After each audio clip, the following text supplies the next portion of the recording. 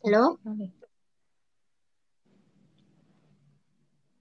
Halo, Oke. Ayo,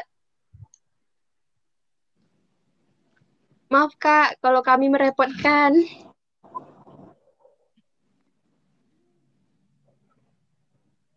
Putus-putus ya Kak, suaranya. oh enggak kok, jelas kok. Dari sini jelas. Oke, oke.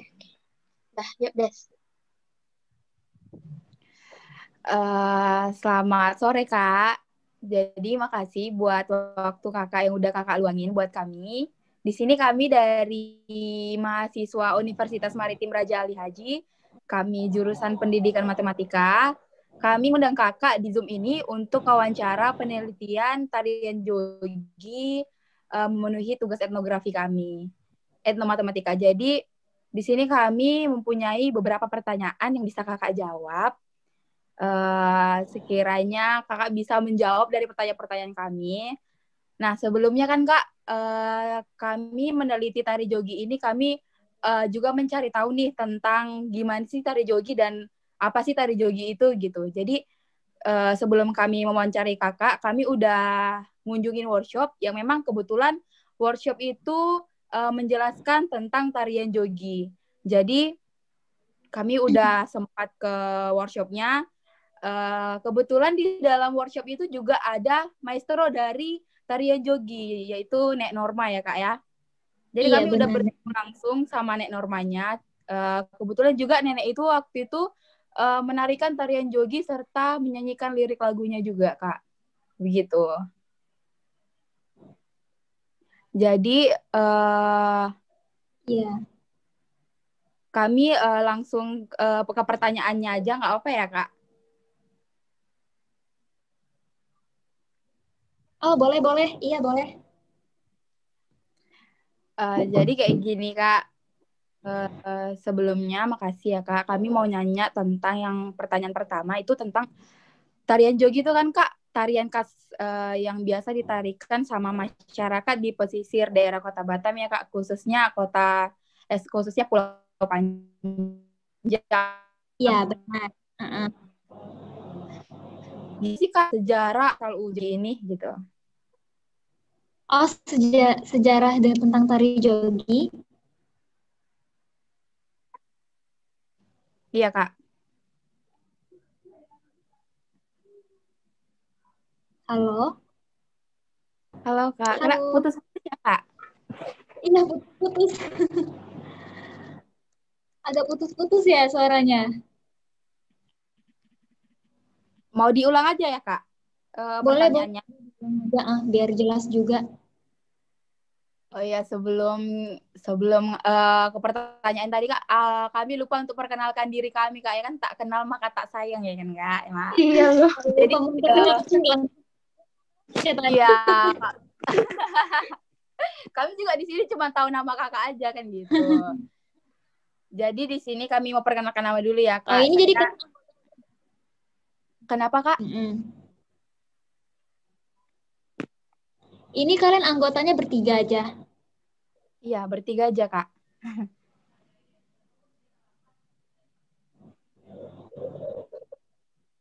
Oh, gitu. Oke, nggak apa-apa, langsung perkenalkan aja. Iya, di sini saya Desika. Di situ ada rekan saya juga, teman saya ada Bunga Rahma Azeva dan ada teman saya juga di situ Eka Indah. Jadi kami terdiri dari 3 orang Kak dalam satu penelitian. Jadi saya ulang pertanyaannya yang tadi ya Kak. Sebentar Semoga gak Des. macet lagi. Kita juga harus Boleh? kenalan dulu lah. Kenalan sama kakaknya. Kakaknya dari Oh iya, sanggar apa? boleh. Nama kakak, nama lengkap kakaknya. Ih, sabar deh, sabar. Pelan-pelan Des. Oke Kak, lanjut Kak. Perkenalkan, nama Melati Tamara. Mungkin kalian nanti bisa panggil Melati aja. Nah, saya juga dari jurusan seni tari di Batam. Di Batam, jadi juga pendiri dari Sanggar Tari Melati yang ada di Bengkong. Nah, saat ini juga sedang masih kuliah juga ya sama kayak kalian ya. Nah, jadi saya juga pernah ikut dalam tari jogi ini. Waktu itu juga pernah sempat ke Jakarta. Nah, juga dulu pernah ikut pemilihan tentang putra-putri tari Kepri. Dulu baru tahun lalu sih, tahun 2020 sempat ikut gitu. Dan sempat menjuarai juga pada ajang pemilihan tersebut. Gitu. Udah, mungkin itu saja. Mantap, mantap. Oke, lanjut, Des.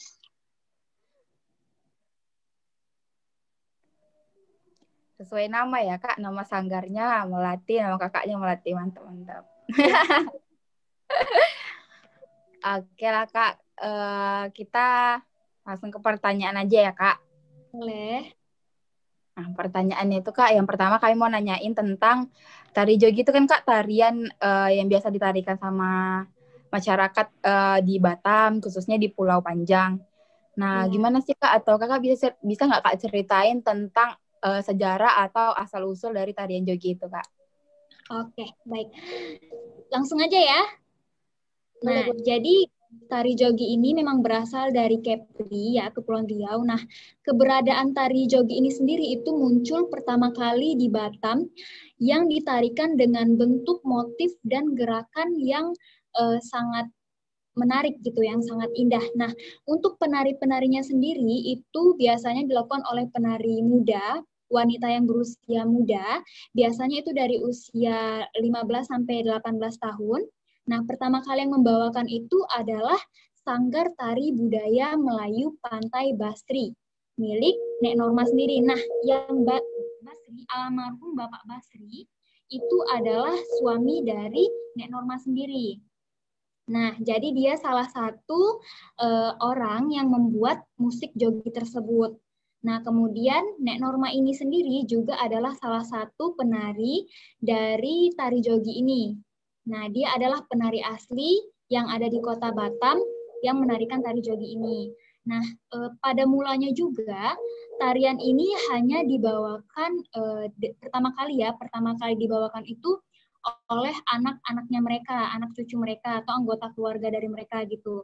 Jadi mereka pertama kali yang menarikannya. Nah, untuk penarinya pun sebenarnya juga dikelompokkan. Jadi mereka itu dibagi menjadi 3 kelompok. Yang pertama ada remaja awal, itu mereka berusia 12 sampai 15 tahun. Kemudian ada remaja tengah, nah itu mereka berusia 15 sampai 18 tahun yang tadi saya bilang. Kemudian ada remaja akhirnya itu yaitu berusia 18 sampai 22 tahun. Nah, kemudian jogi itu juga punya arti. Nah, jogi itu artinya joget.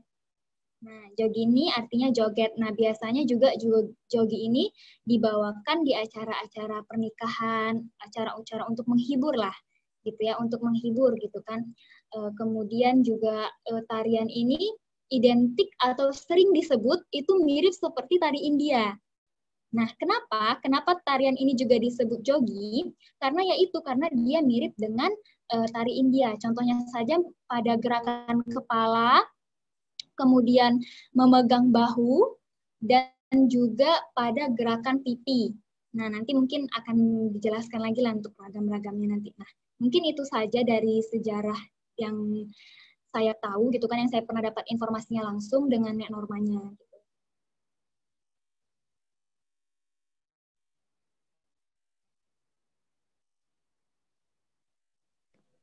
Oh, jadi kakak juga udah pernah bertemu dan bercakap-cakap lah ya Kak sama Nek Normanya?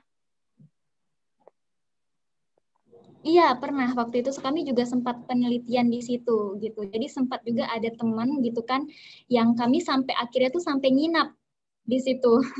Jadi kami waktu itu sempat latihan nari di sana karena kami waktu itu jurusan tari kan.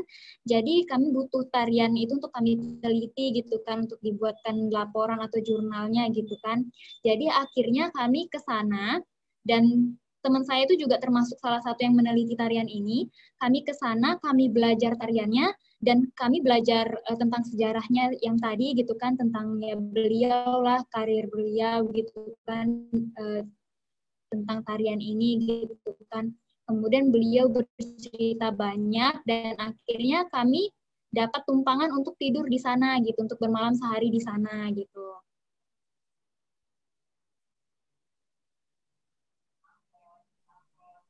Oh, jadi asal-usul sama sejarahnya itu kakak dapat informasinya langsung dari maestronya ya, Kak? Jadi lebih detail dia. Iya, benar. Oke, Iya, Kak. dan dia juga bilang kalau misalkan ya tari ini itu awalnya itu pada saat orang melakukan sebuah pernikahan itu sebenarnya mereka hanya melakukan sebuah joget-joget saja. Nah, joget-joget itulah mereka beri nama tari jogi, gitu kan. Nah, itulah yang menarik di kota Batam ini dan akhirnya terekspos gitu kan, terekspos bahwasannya ternyata Batam ini punya tradisi loh gitu kan. Nah, tari jogi inilah yang dibawakan Norma inilah yang saat ini dicoba untuk dapat dilestarikan, jangan sampai punah gitu, jangan sampai hilang.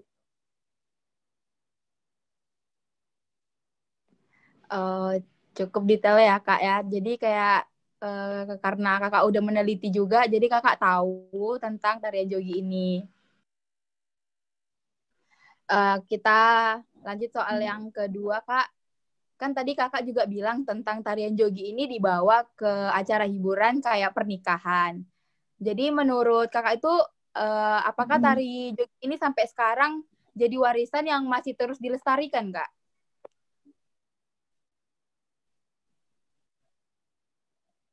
Oke, kalau menurut saya ini masih dilestarikan, ya. Tetapi tidak banyak masyarakat yang tahu, tidak banyak kayak generasi muda seperti kita ini yang tahu dengan tarian tersebut, karena juga jarang ditampilkan gitu kan, apalagi ditampilkan pun waktu itu pernah pada biasanya di apa tuh dibuat acaranya tuh setiap tahun sekali gitu kan. Jadi pada saat itu tari jogi inilah kami tampilkan Norma itu, dan saya juga waktu itu sempat jadi penarinya pada saat Kenduri Seni Melayu itu. Dan kemudian untuk dilestarikannya tarian ini sebenarnya saat ini tuh sudah dilestarikan oleh kami yang mungkin tahu lah gitu kan untuk tari jogi ini kami gitu kan, karena banyak masyarakat yang nggak tahu juga gitu kan. Jadi waktu itu sempat dibuat untuk tari kreasi jogi. Nah, itulah yang kami bawakan ke Jakarta pada saat itu gitu.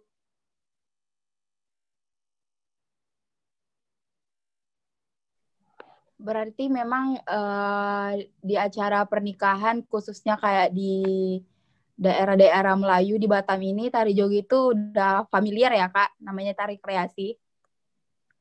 Iya, tapi untuk sekarang ya kalau untuk di acara pernikahan itu sudah jarang sekali, nggak ada, mungkin bisa dibilang udah nggak bisa dijumpai lah tarian ini gitu kan untuk ditampilin gitu kan. Jadi makanya hanya acara-acara tertentu saja saat ini gitu kan, kayak Kenduri Seni Melayu yang diadakan 1 tahun sekali gitu kan. Makanya banyak orang masyarakat itu yang nggak tahu dengan tarian ini gitu.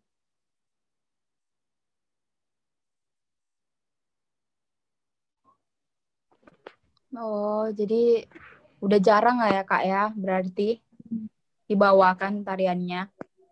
Iya, kalau untuk pernikahan iya. Acara-acara pernikahan. Jadi tari jogi itu mungkin lebih ke kreasi gitu atau dibawakan untuk lomba mungkin ya, Kak? Iya, untuk lomba di Mengenalkan adanya tari itu di Batam mungkin kayak gitu, Kak. Iya, benar. Iya. Oke, kami lanjut ke pertanyaan yang ketiga kan, Kak. Jadi kami itu pernah baca artikel nih, Kak. Di artikel itu katakan juga kalau tari jogi itu dikreasikan karena terinspirasi dari keindahan perempuan dan berbagai aktivitas saat menunggu kepulangan suaminya sedang melaut. Kemarin juga yang waktu kami di workshop, itu dijelaskan juga sama pematerinya, katanya tari jogi itu melambangkan tentang seorang wanita yang menunggu pasangannya yang lagi pergi melaut gitu, yang panennya di laut, karena kita ini kan daerahnya laut ya, Kak. Jadi panennya itu di laut dan pulang menunggu suami kekasihnya atau pasangannya. Kira-kira selain itu ada nggak, Kak, contoh aktivitas yang dilakukan yang kemudian dikreasikan dalam tarian jogi ini, Kak? Maaf, boleh ulang lagi pertanyaannya, soalnya tadi ada macet sedikit. kemarin itu kan Kak, kami ke workshopnya juga dijelasin tentang tarian jogi itu menunggu seorang pasangannya yang pulang melaut. Karena kan Batam ini daerah laut ya Kak ya. Dikelilingi. Jadi panennya itu kan di laut gitu kan Kak. Jadi pasangannya itu pulang ditunggu oleh pasangannya yang di rumah. Kira-kira apa aja gitu Kak contoh aktivitas yang dilakukan yang kemudian dikreasikan dalam tari jogi ini gitu Kak. Oh, oke. Nah, mungkin gerakan-gerakan yang mereka gunakan itu kan gerakan-gerakan sehari-hari. Jadi jogi ini kan salah satu gerakannya tuh kebanyakan gerakan atau aktivitas yang umumnya dilakukan oleh perempuan. Nah, salah satu contohnya itu ya mereka mencuci. Jadi di situ tuh ada gerakan mencuci. Nah, mencuci baju seperti mencuci baju itu kan salah satu aktivitas dari kegiatan manusia kan, kegiatan perempuan kan. Nah, kemudian mereka ada salah satu gerak yaitu cantik gitu. Ini mereka sebut namanya cantik. Nah, cantik ini kan setiap perempuan itu kan cantik gitu kan. Jadi mereka tuh sebut ini cantik. Jadi mereka tuh ada gerakan ini gitu kan. Jadi kan setiap perempuan itu kan biasa kalau cantik bergaya tuh kayak gini gitu kan. Nah, kemudian ada berbedak gitu. Nah, bercermin sambil berbedak. Nah, itu merias wajah karena ini tariannya ini kan umumnya itu ditarikan oleh perempuan. Nah, yang menunggu suaminya dari melaut untuk datang. Nah, bercermin atau berbedak itu mereka sambil menunggu kemungkinan dari suaminya itu datang gitu kan. Nah, makanya mereka bersiap-siap untuk berdandan. Nah, bercermin gitu kan. Kemudian juga mereka berpakaian. Nah, berpakaian. Jadi mereka itu ada memegang bahu dan juga paha di bawah. Nah, tangan yang mereka sama itu adalah seperti ini gitu. Ini nih namanya kalau itu gerakannya itu ada motifnya jumput. Namanya jumput. Nah, kemudian itulah yang mereka gerakan, itulah aktivitas sehari-hari lah, sehari-hari wanita yang dilakukan keseharian setiap hari gitu.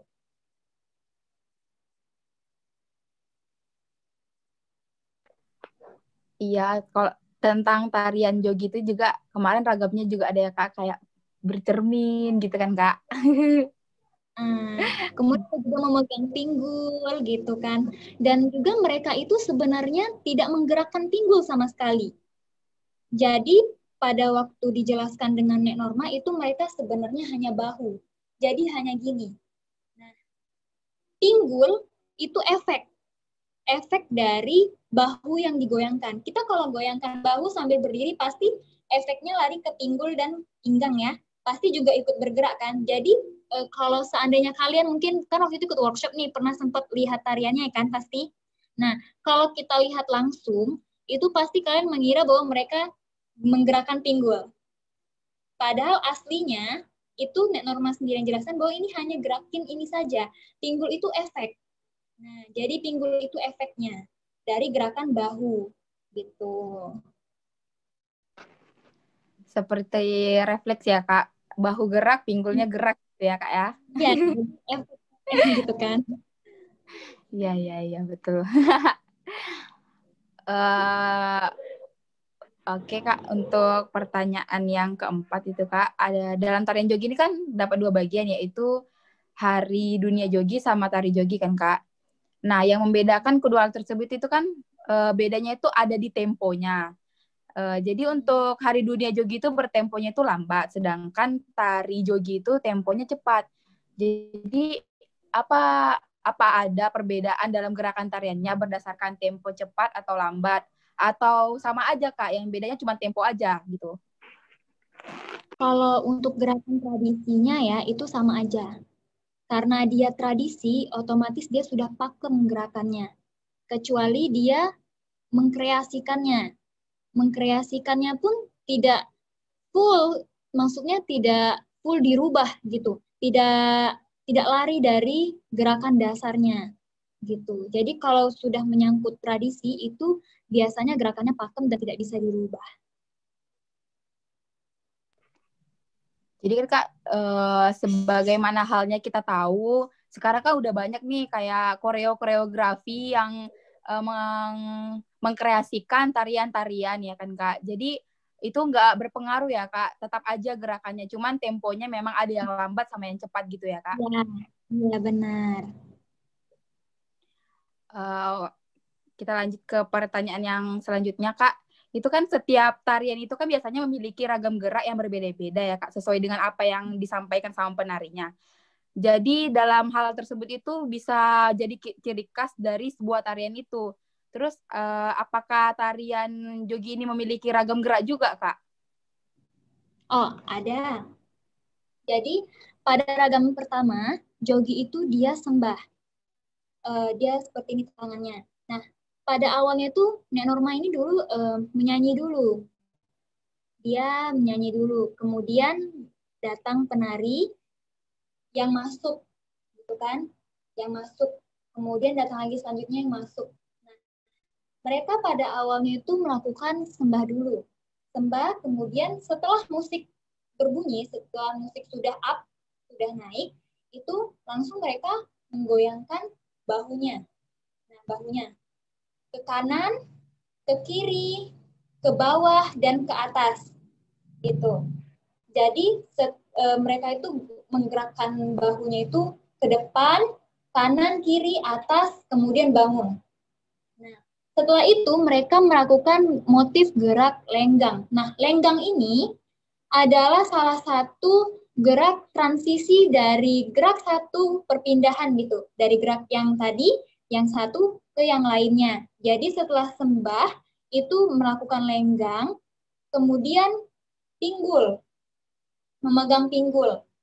Nah, sama seperti yang sembah tadi, ke depan, kanan, kiri, bawah, atas. Kemudian lenggang lagi, lenggang transisi lagi. Kemudian setelah lenggang barulah mereka yang motif tadi cantik. Nah, ini namanya mereka menyebutnya itu cantik, gitu kan? Sama juga di depan, kanan, kiri, bawah, atas. Kemudian transisi lagi, kemudian melakukan gerak berbedak, merias wajah ya, bercermin sambil merias wajah seperti layaknya wanita pada umumnya. Kemudian sama gerakannya. Jadi setiap gerakan itu mereka sama, hanya saja motifnya berbeda.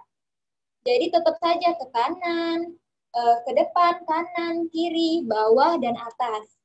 Kemudian ada gerakan berpakaian. Yang tadi ini juga salah satu motif gerak dari tari jogi. Jadi mereka tuh juga sama melakukannya, ya, sama melakukannya. Dan terakhir itu ada mencuci baju. Nah, mencuci baju. Kegiatan mereka sehari mencuci baju. Gitu kan, perempuan mencuci baju, sama gerakannya. Kemudian juga ada gulung. Nah, gulung ini itu dilakukan pada saat ending mereka mau keluar. Jadi gerak yang terakhir, motif yang terakhir, kemudian akhirnya mereka melakukan gerakan gulung. Nah, itu baru mereka semuanya melakukan gerakan gulung. Ada juga yang memetik, buang, memetik, buang. Jadi selang-seling, ada yang gulung, memetik, gulung, memetik gitu sampai mereka menuju keluar gitu. Jadi itu ragam-ragam gerak atau motif pada tari jogi.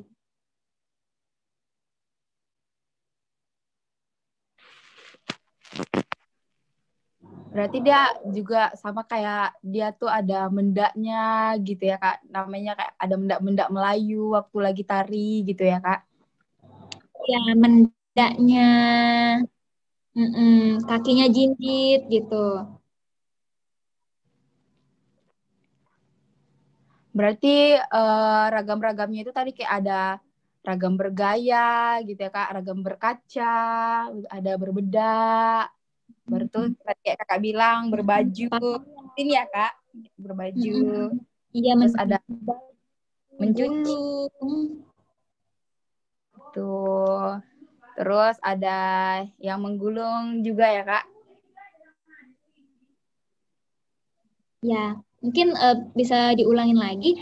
Itu yang pertama itu mereka melakukan sembah, kemudian mereka memegang pinggul. Nah, setelah pinggul itu ada cantik gitu kan, namanya cantik gitu kan, megang pipi. Mereka memegang pipi, kemudian merias wajah, bersolek. Nah, setelah itu berpakaian, baru mencuci baju, kemudian endingnya mereka ada yang gulung, ada yang petik buang.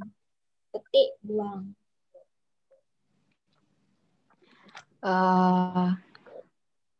Berarti ragamnya tadi tuh udah jelas ya, Kak. Makasih juga udah sekalian mau praktekin ragam-ragamnya. Kita lanjut ke pertanyaan selanjutnya, Kak. Kan dalam setiap yang disebutin tadi itu kan, Kak, apakah terdapat makna gitu dalam setiap gerakan tari jogi itu? Kayak bercermin itu tadi maknanya kayak mana, terus cantik itu maknanya kayak mana? Oh, ada. Makna dari gerakan itu ada. Jadi kan ini tarian yang menunggu kepulangan suami, ya kan? Nah, biasanya kan kalau misalkan suaminya mau datang gitu kan, pasti bersiap-siap dulu nih, harus cantik lah, harus bermakeup, harus berpakaian rapi gitu kan. Nah, jadi di sini tuh memang diceritakan gitu. Jadi mereka itu memegang pinggul tuh bergaya gitu kan, cantik gitu kan, harus cantik gitu kan pada saat suaminya mau datang, terus bersolek. Pasti kalau misalkan suami yang mau datang gitu kan, apalagi sedang berpergian jauh kemudian datang pulang itu kan, jadi riasan wajah itu memiliki makna bahwasanya perempuan yang sedang ditinggal oleh suaminya untuk bekerja, mereka itu menanti suaminya datang itu mereka merias diri, jadi mempercantik diri gitu. Sampai akhirnya suami yang sedang melaut ini, yang sedang berpergian ini datang gitu. Jadi mereka merias diri berpakaian yang rapi, yang harum, pokoknya dia merias diri gitu kan sambil menunggu sang suaminya datang gitu. Jadi tarian-tarian motif yang digunain itu ya gerakan pada dasarnya wanita menunggu mempersiapkan diri untuk menunggu kepulangan dari sang suami yang sedang melaut atau sedang berpergian. Berarti setiap gerakannya itu mempunyai makna tersendiri ya, Kak? Iya. Iya. Kita lanjut ke pertanyaan selanjutnya itu, Kak, tentang jadi dari sumber yang kami dapat atau yang kami temukan kan, Kak, tari jogi ini kan memiliki gerak khas tuh, Kak. Gerak yang tadi kayak Kakak bilang, kakinya menjungkit dengan bahu yang digoyangkan ya, Kak ya. Jadi ya, apakah gerakan tersebut itu, Kak, memiliki aturan atau aturan arahnya itu waktu dibawakan gitu? Apakah bahunya itu memang harus seperti ini, nggak boleh yang terlalu beriang kali, terus menjengketnya itu apakah harus lemah gemulai atau gimana gitu, Kak, atau punya pola tersendiri begitu? Oke, nah ini dia. Terkadang orang kalau lihat tarian tradisi jogi ini kelihatannya gampang gitu kan. Sebenarnya dia juga punya teknik gitu. Jadi gerakan bahunya itu. Jadi awal sebelumnya kami bertemu dengan Nek Norma itu kami memang sudah belajar tarian ini dengan pelatih juga gitu kan. Dan kami sering melakukannya tapi ini sakit. Nah, di sini tuh sakit gitu kan. Kenapa kok sakit? Karena ini kami tuh mengira itu bahwa ini tuh digoyangin gitu kan. Goyangin, pokoknya goyangin sampai yang meriah kali gitu kan. Sampai yang semangat-semangat kali gitu kan. Padahal sebenarnya tidak gitu. Padahal sebenarnya itu sudah dijelaskan gitu kenapa ini sakit. Karena kita melakukannya salah. Teknik yang kita gunakan itu salah gitu. Sebenarnya bahu ini tidak terlalu digoyang sekali gitu kan. Sedikit saja. Nah, hanya sedikit. Nah, di situ kami waktu itu sempat salah menggerakkan tari jogi ini karena kami berpikir bahwa tarian ini harus over geraknya gitu kan. Ternyata enggak gitu kan. Ternyata tidak. Ternyata dia hanya menggerakkan sedikit. Nah, itulah sebabnya kebanyakan orang jika menarikan tari jogi karena dari awal sampai akhir itu kan harus menggerakkan ini. Nah, jika salah ini pasti sakit. Nah, ketika sakit pasti dari awal itu mau ke akhir itu pasti powernya menurun gitu kan, powernya menurun itu pasti, karena itu juga pernah saya rasakan waktu itu sempat karena tidak tahu tekniknya Jadi itu dari awal tuh semangat, tapi pas tiba udah pertengahan udah sakit. Apalagi kalau kita banyak minum. Nah, apalagi sebelum nari itu banyak minum. Nah, itu pasti terasa sakit kali. Bergoncang-goncang itu pasti sakit karena tidak tahu tekniknya. Nah, jadi pada saat itu juga dijelaskan bahwasannya ini tuh hanya sedikit saja digerakkan. Jadi tidak banyak, jadi hanya sedikit saja. Nah, sedikit saja.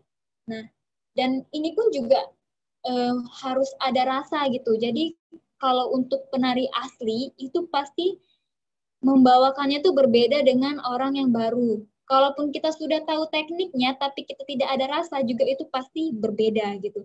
Jika seseorang melihat itu pasti berbeda. Aura yang keluar itu tetap pada penari aslinya gitu kan. Tetap saja dia menggoyangkannya enak gitu kan. Gitu. Jadi hanya sedikit saja digoyangkan. Jinjitnya pun juga tidak terlalu jinjit kali, tetapi hanya sedikit saja.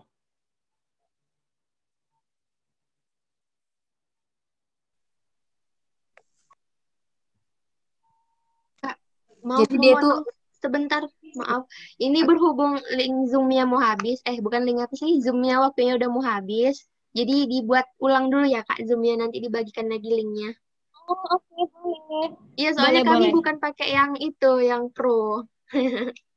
Mau apa ya Kak? Oke, Google Meet. Google Meet kadang macet-macet Kak, nggak enak. Oh gitu, ya udah nggak apa-apa. Oke, bentar ya Kak. Di pertanyaan selanjutnya, kami punya pertanyaan itu kan waktu kami datang ke workshop, jadi pemateri itu bilang kalau misalnya penari jogi itu yang pada umumnya perempuan sekarang sudah masuk laki-laki, Kak. Jadi apakah hingga sekarang ini tari jogi itu masih dibawakan sama penari laki-laki dan perempuan? Kalau iya, biasanya apakah memiliki aturan berapa orang gitu Kak untuk perempuan dan laki-lakinya begitu Kak? Oke. Kalau untuk tarian joginya sendiri, itu memang masih ada yang laki-laki perempuan. Jadi kami itu juga dulu sempat menarikannya untuk ujian semester. Nah, itu kami narinya berpasangan. Jadi laki-laki dan perempuan. Tapi itu yang sudah dikreasikan ya, bukan yang tradisi. Jadi tetap ada laki-laki yang nari. Jadi gerakannya pun juga mereka gerakan silat gitu, tapi silat Melayu gitu kan. Nah, untuk jumlah, kalau untuk jumlah itu biasanya sih kalau untuk berpasangan ya 4 lah, 4 orang. Jadi 2 pasang gitu kan. Jadi laki-laki dan perempuan ini ada 2 pasang gitu kan. Setahu saya sih 4 orang gitu kan untuk penari joginya sendiri atau mungkin bisa lebih gitu kan. Tapi memang untuk saat ini memang ada tari jogi itu laki-laki dan perempuan, tapi yang sudah dikreasikan gitu. Nah, kalau untuk gerakannya sendiri harus apa arah ya tadi ya, tentang apakah arahnya harus beraturan gitu ya. Nah, itu tuh sebenarnya hampir sama dengan yang tradisi tadi. Nah, jika sudah dikreasikan itu pasti sekreatif mungkin, tapi tidak meninggalkan dari dasar tradisinya. Jadi tidak merubah gerakannya, gerakan aslinya. Jika dia memang ada panduannya, seperti tadi merias wajah, berbedak, cantik, terus berpakaian, itu tetap hadir. Itu tetap hadir. Hanya saja mungkin dari komposisinya. Nah, kalau untuk gerakan itu tetap ada. Yang motif-motif gerak yang tadi sudah dikasih tahu juga itu tetap ada. Hanya saja mungkin kalau untuk dikreasikan, yang jogi yang sudah dikreasikan itu memain tempat. Jadi main tempat aja gitu. Jadi posisi-posisi pindah-pindah aja, komposisi aja. Jadi main komposisi gitu.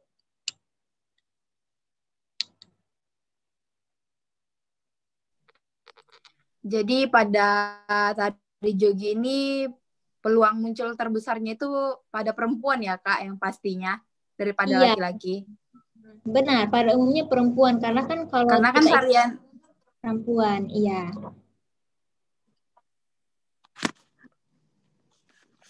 Karena yang mencolok dari tari jogi ini juga perempuan remaja dari 15 sampai 18 tahun ya Kak. Iya benar. Oke, kita lanjut ke pertanyaan selanjutnya itu Kak. Kan sebagai penari tari jogi itu gimana sih Kak posisi dalam setiap ragam gerakan itu yang udah Kakak sebutkan tadi? Apa ada pola lantai dalam tari jogi ini Kak?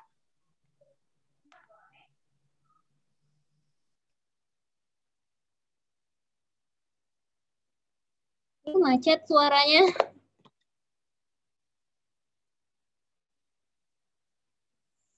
Suaranya macet. Suaranya macet-macet ya Kak? Iya, suaranya macet-macet, jadi nggak kedengeran tadi. Coba dong lagi. Kan Kakak tuh kan sebagai penari, termasuk penari tari jogi, itu kan ada posisi nih dalam setiap ragam gerakan yang kayak Kakak sebutkan tadi, kayak ragam bercermin gitu, kayak ragam mencuci. Itu Kak ada nggak setiapnya ragam gerakan itu pola lantainya Kak gitu? Pola-pola setiap ragam gerakannya. Aduh.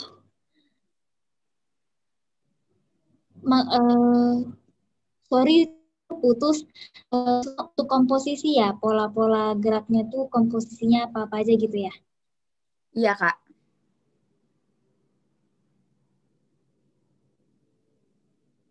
Oh, oke. Nah, kalau untuk pola-pola komposisi itu tuh sebenarnya kreatif mungkin ya, sekreatif mungkin, tapi tidak banyak, jadi tidak terkali komposisi tidak terlalu banyak. Paling mungkin hanya kalau yang tradisi komposisinya itu sedikit. Paling dia cuma 2 kali aja. Misalkan di sini ada banyak untuk komposisinya hanya bertukar tempat saja. Yang belakang jadi ke depan, yang di depan jadi di belakang. Hanya itu saja komposisinya. Untuk yang ini tradisi dan mungkin ada beberapa variasi juga. Misalkan mereka nantinya tiba-tiba berpasangan gitu, itu boleh. Jadi komposisi itu sebenarnya sekreatif mungkin, tetapi tetap tidak menghilangkan dari gerak asli tradisinya. Jadi untuk komposisi itu juga tidak terlalu banyak gitu kan. Jadi sesuai dengan kebutuhan saja gitu. Kalau misalnya kayak pola lantai gitu Kak, misalnya kan kayak gini, tarian itu kan ada misalnya itu dalam beberapa menit atau dalam beberapa detik dia tuh pindah, misalnya pola lantai itu dia pakai satu lantai ke lantai satunya. Apa tarian jogi ada kayak gitu juga Kak, mengikuti pola lantai? Ada. Tari jogi juga punya pola lantai, apalagi yang sudah dikreasikan. Mereka punya pola lantai. Nah, pola lantainya itu juga macam-macam gitu kan. Mungkin nanti ada yang kalau yang dikreasi itu mungkin 2 laki-laki itu di depan dulu, nah perempuannya mengumpul gitu kan di belakang pojok. Nah itu sebenarnya sesuai dengan kreativitas kita masing-masing, tapi tetap tidak meninggalkan dari gerak dasar tradisi tersebut gitu. Terserah itu sekreatif mungkin seperlunya sekebutuhan kita saja gitu. Jadi tidak terlalu banyak sebenarnya kalau untuk komposisi jogi ya. Mungkin nggak terlalu banyak, hanya sesuai dengan kebutuhan saja gitu. Dan variasi geraknya gitu kan. Kalau di kreasi kan pasti banyak variasi kan, banyak transisi. Kalau tradisi kan enggak, transisinya mungkin hanya satu gitu kan. Kalau yang kreasi mungkin banyak transisi, jadi itu yang digunakan untuk perpindahan tempat. Jadi itu sebenarnya sesuai kebutuhan saja gitu. Selanjutnya Kak, kan dalam tarian, apalagi khususnya dalam tarian tradisional itu kan hitungannya itu ada 1, 2, 3 sampai 8 atau enggak 1, 2, 3, 4, 2 kali dihitung 1, 2, 3, 4 gitu kan Kak. Yang penting dia itu ada 8 ketukan. Apakah dari tari jogi ini Kak memiliki hitungan yang berbeda gitu Kak? Kalau untuk jogi sendiri, itu kalau untuk latihan kami tetap pakai hitungan 1 sampai 8. Jadi 1, 2, 3, 4, 5, 6, 7, 8. Tapi ketika nanti sudah tampil, itu pasti akan berbeda dari hitungan sebelumnya 1 sampai 8. Bisa jadi mungkin 1 ke 8 plus 4, 1 ke 8 plus 2. Jadi kami menyesuaikan dengan musik juga gitu. Jadi tidak hanya kalau kita live musik itu biasanya musik yang mengikuti kita. Tapi jika kita sudah punya musik MIDI yang memang untuk jogi, nah itu biasanya kami hitungan itu bisa lebih. Jadi bisa lebih 1 kali 8 plus 2 plus 4 gitu. Jadi kami tetap hitungannya kalau untuk latihan tetap 1 kali 8. Hitungannya tetap 1 sampai 8. Maaf Kak, mau motong sebentar, ada yang mau saya tanya. Jadi waktu Kakak kan tadi pernah bilang kan, Kakak itu pernah dilatih juga sama Nek Norma nari tari joginya. Nah, saat Nek Norma mengajarkan tarian itu, Nek Norma itu mengajarkan hitungannya itu pakai bahasa apa Kak? Atau memang pakai bahasa Melayu atau cuma bahasa Indonesia aja? Soalnya kan kami ini lagi meneliti etnomatematika kan, jadi kami juga membahas tentang budaya Melayunya juga, serta adakah matematikanya di dalam etnomatematikanya. Mungkin kalau untuk Nek Norma sendiri, dia pasti menggunakan logat Melayu.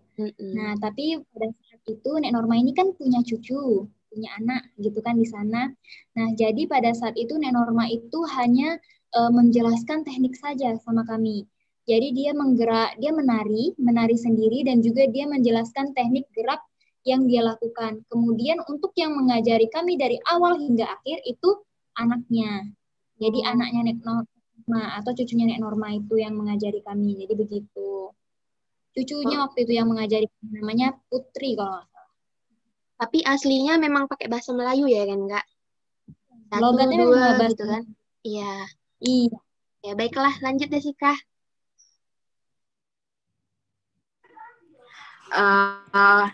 Selanjutnya itu Kak, kan setiap tarian itu pasti ada teknik-tekniknya Kak. Jadi tari jogi ini Kak punya nggak sih teknik khusus dalam menyesuaikan tempo? Kayak tadi tuh kan dia tuh ada 2 kayak hari dunia jogi sama tarian jogi itu ada cepat sama ada lambat. Jadi ada nggak Kak kayak teknik khusus dalam gerakan tarian jogi sesuai dengan musik pengiring tari joginya? Kalau teknik khusus tari itu mungkin terletak di bahunya saja ya. Kalau misalkan untuk masalah teknik khusus itu mungkin hanya bahu saja sih sebenarnya. Tapi kalau misalkan mengikuti tarian dari musik, kami mengikuti iringan, itu biasanya musik yang mengikuti kami gitu. Jadi biasanya tuh musik yang mengikuti penari kalau untuk live gitu kan. Jadi memang biasanya dan musiknya pun itu khas. Musiknya khas. Jadi tidak ada campuran aneh-aneh atau mungkin yang sudah sudah dikreasikan kayak enggak gitu kan. Jadi musiknya tuh khas gitu. Jadi nggak ada yang teknik khusus. Teknik khusus mungkin maksudnya yang teknik ini saja sih sebenarnya. Karena kan kalau untuk jogi itu dia banyak main bahu. Nah, dia hanya memainkan bahu. Nah, kalau untuk pinggul itu kan hanya efeknya saja gitu.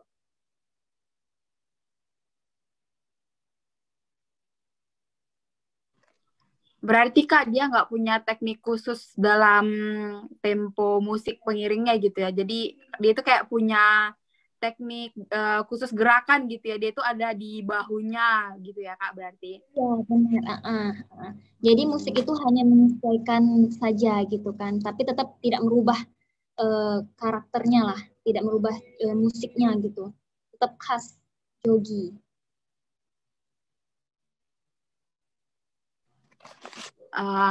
Selama Kakak nih jadi penari ya, termasuk dalam penari tari jogi, itu ada nggak sih Kak properti yang digunakan saat tampil? Terus kalau ada, Kakak tuh pakai properti apa gitu? Untuk jogi itu tidak menggunakan properti. Jadi jogi itu tidak ada menggunakan properti. Baik yang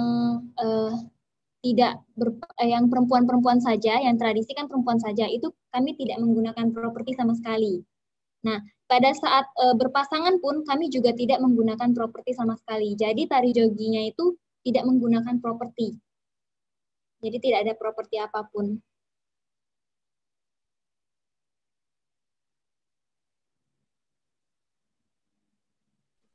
Berarti dia nggak punya properti lah kayak. Berarti kalau misalnya dia tuh memakai baju itu berarti cuman baju Melayu aja gitu Kak? Atau memang ada baju khususnya untuk tarian jogi?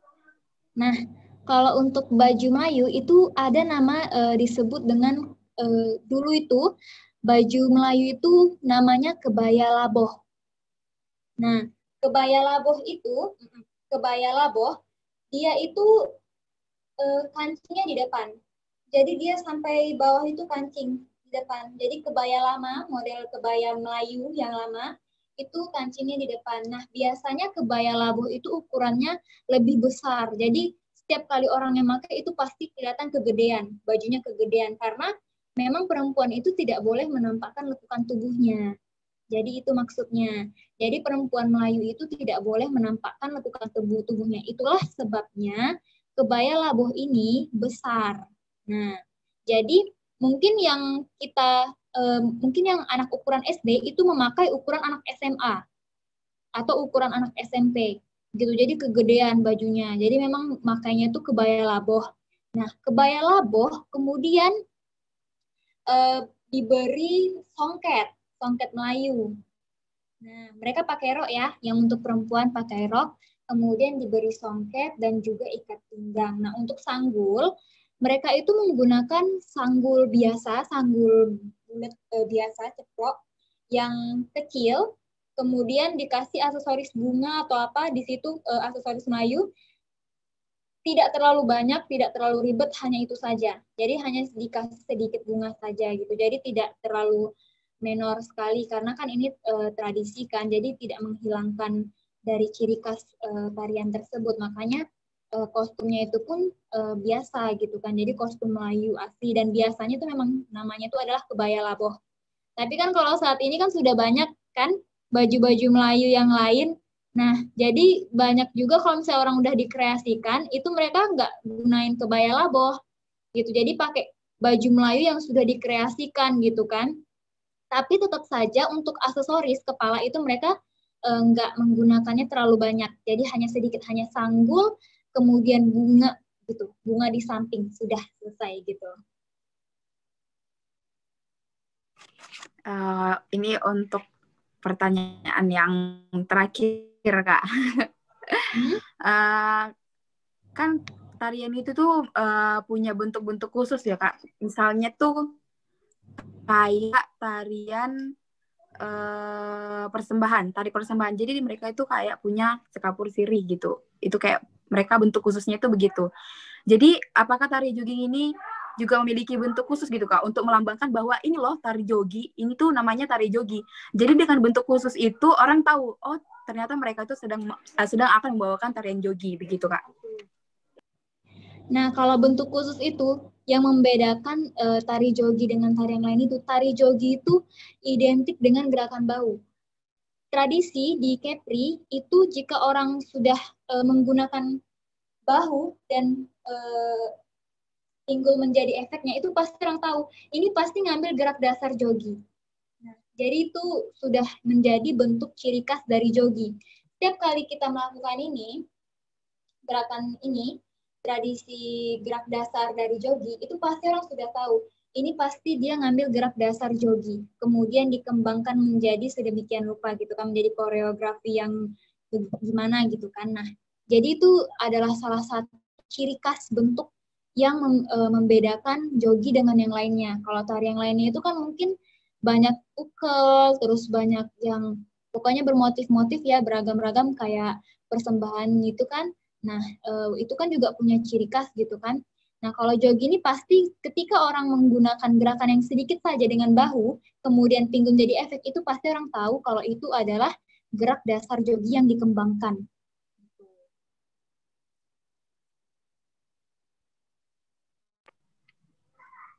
Berarti pada dasarnya itu memang khas yang sangat benar-benar khas dari tarian jogi itu bahu ya Kak, teknik bahunya itu sangat khas ya pada tarian jogi. Oh begitu Kak. Mungkin Kak segitu aja pertanyaan dari kelompok kami tentang penelitian tari jogi ini. Makasih banyak buat kesempatan dan waktu yang udah kakak luangin gitu buat kami. Apalagi kakak kan habis ngajar terus diwawancara mungkin agak gimana gitu ya, capek terus kita capek lagi. Mungkin ini kalau misalnya udah masuk kampus, udah selesai 3 SKS nih Kak, dan harus dibayar ini Kak.